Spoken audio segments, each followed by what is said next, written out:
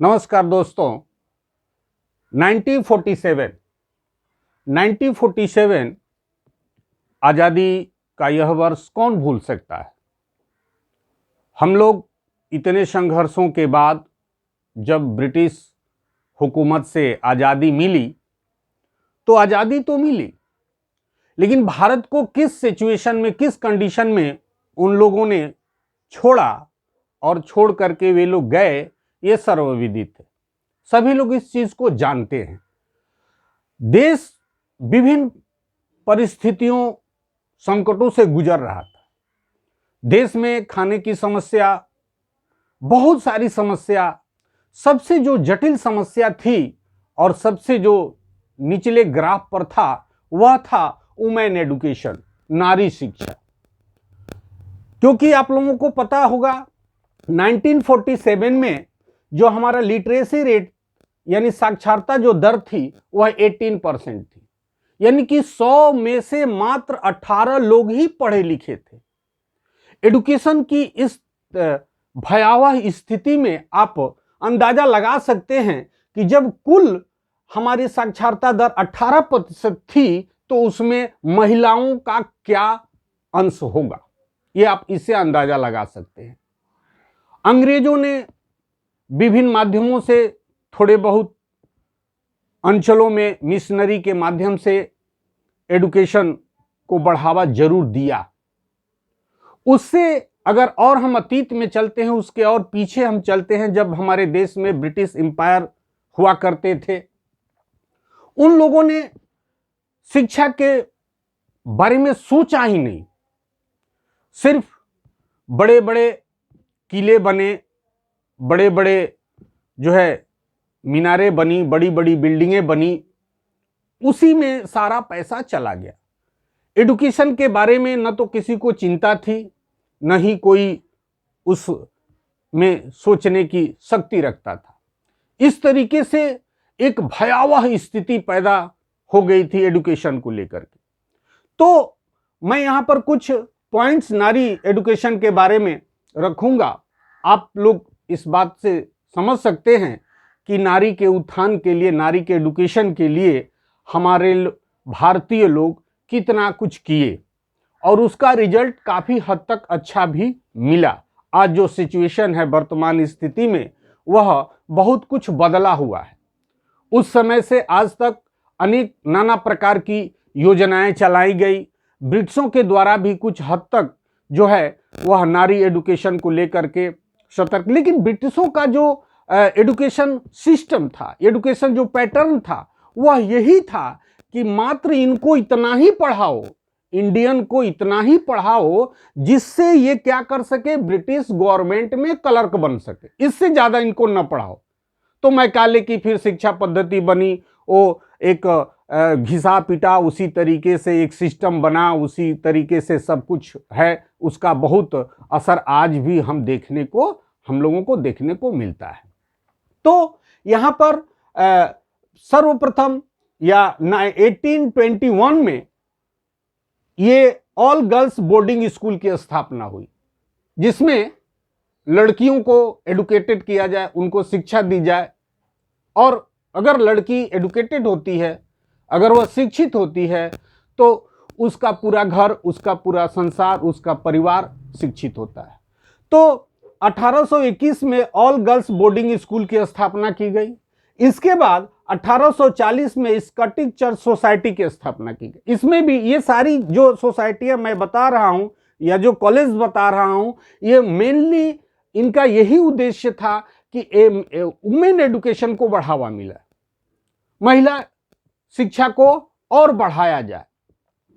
तो Scottish church society की स्थापना हुई 1840 में।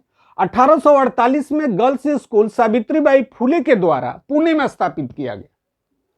ये एक बहुत बड़ी पहल थी, एक बहुत बड़ा कदम था, जिसे भारतीय नारी को आगे लाया जाए, फ्रंट पर लाया जाए।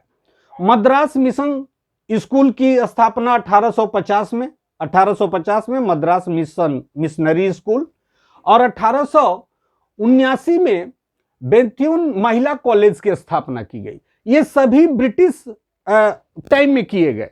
जिस समय भारत में अंग्रेजों का राज था। उसके बाद जब 1947 को हम लोगों को आज़ादी मिली, अंग्रेज जब गए सत्ता हस्तांतरित कर करके, तो 1958 में राष्ट्रीय महिला शिक्षा समिति की स्थापना की गई, जिसकी प्रमुख थी दुर्गाबाई देशमुख। ये उस समय भारत में बहुत एक जटिल समस्या थी नारी को एडुकेटेड, क्योंकि हम लोग उस कंडीशन से गुजर रहे थे। भारत में जानते ही हैं आप लोग कि कुपरंपराएं, प्रथाएं जो हैं इतनी हद तक हैं कि हम उसे बाहर किसी को निकालने में असमर्थ आज भी साबित हो रहे हैं, मुझे ऐसा लगता है। तो ये 1958 में राष्ट्रीय महिला शिक्षा समिति की स्थापना हुई। इसमें भी महिलाओं की जो दशा थी, उस समय की जो लड़कियों की दशा थी, उनके लिए इंफ्रास्ट्रक्चर नहीं था, स्कूल नहीं थे, क्या क्या समस्याएं थी, बहुत सारी समस्याओं को दुर्गाबाई देशमुख कमेटी ने क्या किया, उजागर किया और गवर्नमेंट के पास रखा।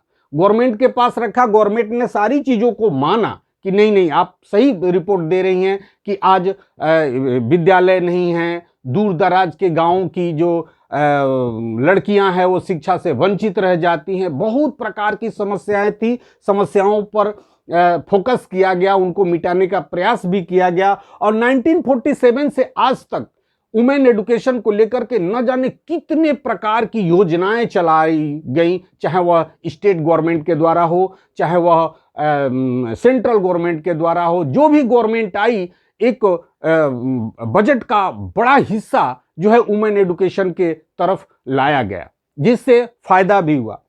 उसके बाद 1959 में राष्ट्रीय शिक्षा नारी बोर्ड की स्थापना की गई। इसमें भी नारी की शिक्षा को लेकर के कैसे और बेहतर किया जाए, कैसे और इनको मुख्य धारा में लाया जाए। और उसके बाद 1961 में हंसा मेहता कमेटी बनी। ये भी कमेटी बहुत काम की, बहुत इस पर ये हुआ और इससे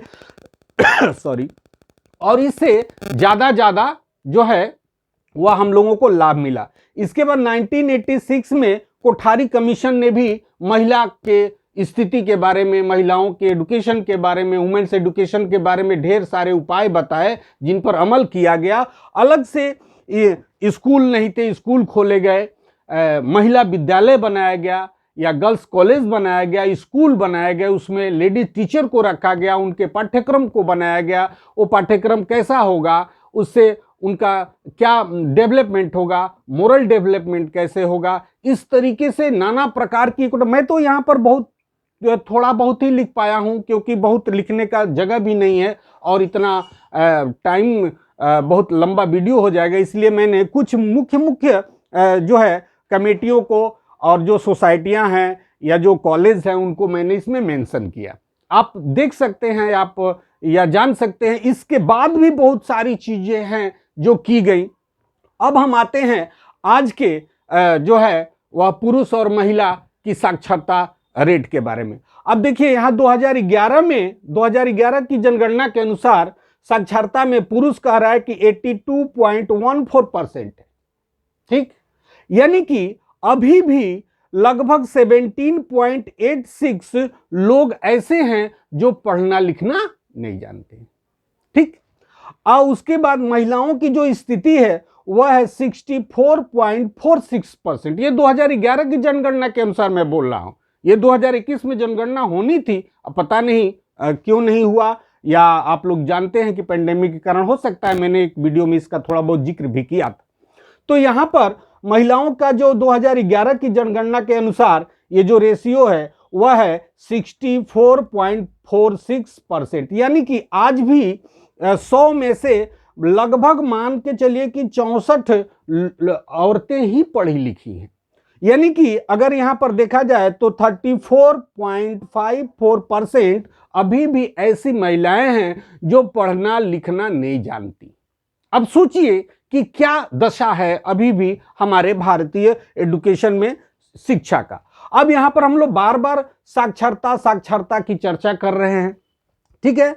तो साक्षरता का मतलब होता है लिटरेट, अब लिटरेट का मतलब क्या होता है, साक्षरता का मतलब क्या होता है, ये जो सब डेटा आप लोगों को जो दिया जा रहा है ये क्या होता है, साक्षरता क्या होता है कि 7 वर्ष या 7 वर्ष से ऊपर, यानी 7 वर्ष से ऊपर कोई भी बच्चा या बच्ची किसी एक भाषा में पढ़ना लिखना और उस भाषा को समझ जाता है तो वह क्या कहलाता है, लिटरेट कहलाता है।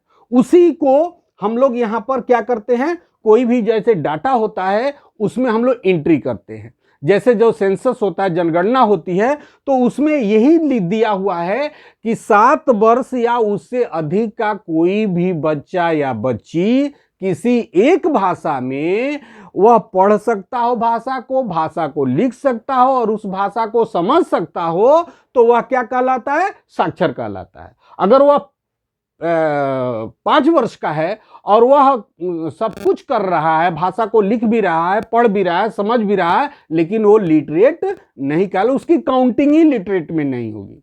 पॉपुलेशन में होगी, मेल है, फीमेल है या गर्ल्स है, चाइल्ड में होगी, लेकिन लिटरेसी में उसकी जनगणना नहीं होगी। तो इस तरीके से ये हो गया साक्षर। साक्षर का मतलब क्या हुआ कि अक्षरों के साथ हमारा साक्षात्कार है।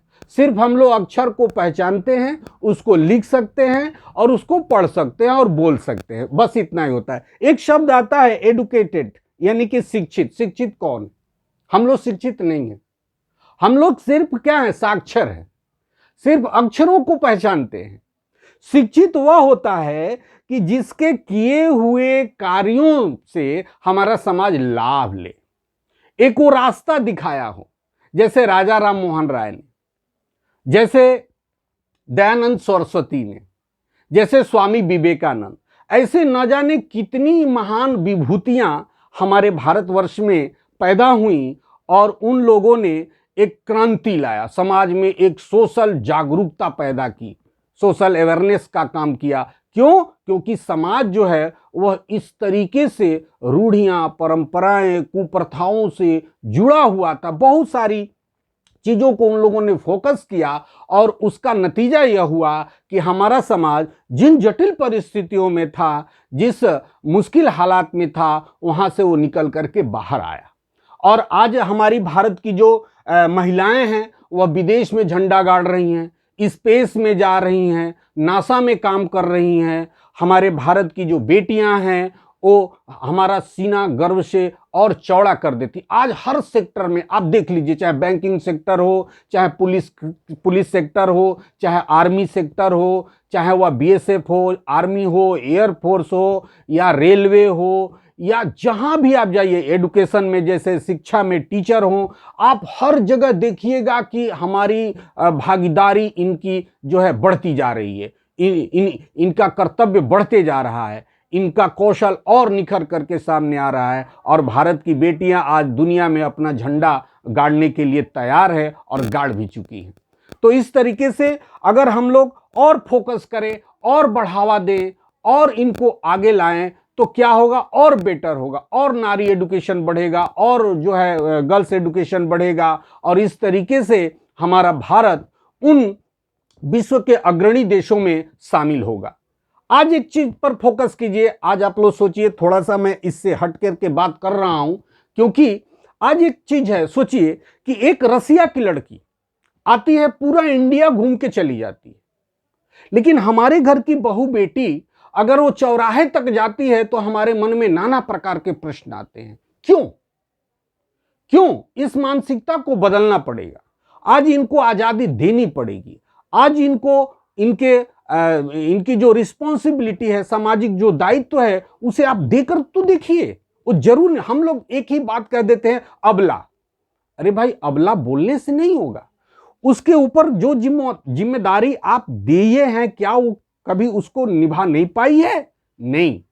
तो इस तरीके से हम सभी लोग अगर इस मनोबल से काम करेंगे, इस तरीके से काम करेंगे, तो हमारा देश जरूर तरक्की करेगा। और सबसे बड़ी चुनौती जो है वह, अगर गरीबी, भूखमरी, बेरोजगारी, लाचारी से अगर निजात पाना है तो नारी एडुकेशन को हम लोगों को क्या करना है, और सशक्त करना है और मजबूत करना है, चाहे वह सरकारी प्रयास के द्वारा हो, चाहे वह सामाजिक प्रयास के द्वारा हो, चाहे वह घरेलू प्रयास के द्वारा हो, या चाहे जैसा भी हो। आज खेल के जगत में जो नारी है वो कितना विश्व में अपना परचम लहरा रही है। तो इस तरीके से ये नारी के ऊपर ये मेरा एक वीडियो रहा वुमेन एडुकेशन के बारे में। आज हमारी जो भारतीय महिलाएं हैं, विदेशों में डॉक्टर हैं, इंडिया में डॉक्टर हैं, अच्छी अच्छी जगहों पर पोस्टेड हैं, चाहे वह आईएएस हो, चाहे वह पीसीएस हो, चाहे वह जिस प्रकार की हो, हमारे पार्लियामेंट में, हमारे जो है वह लोकसभा हो या विधानसभा हो या राज्यसभा हो, उसमें उन लोगों का जो है हिस्सा बढ़ चढ़ करके है और वो अपना योगदान अच्छी तरीके से निभा रही है। इन्हीं बहुत सारी बातों के साथ और भी बहुत सारी बातें हैं इस संदर्भ में बोलने के लिए, तो लेकिन वीडियो लंबा हो जाएगा, आप बोर हो सकते हैं देखते देखते, इसीलिए मैं इस वीडियो को यहीं पर एंड करता हूं। जय हिंद।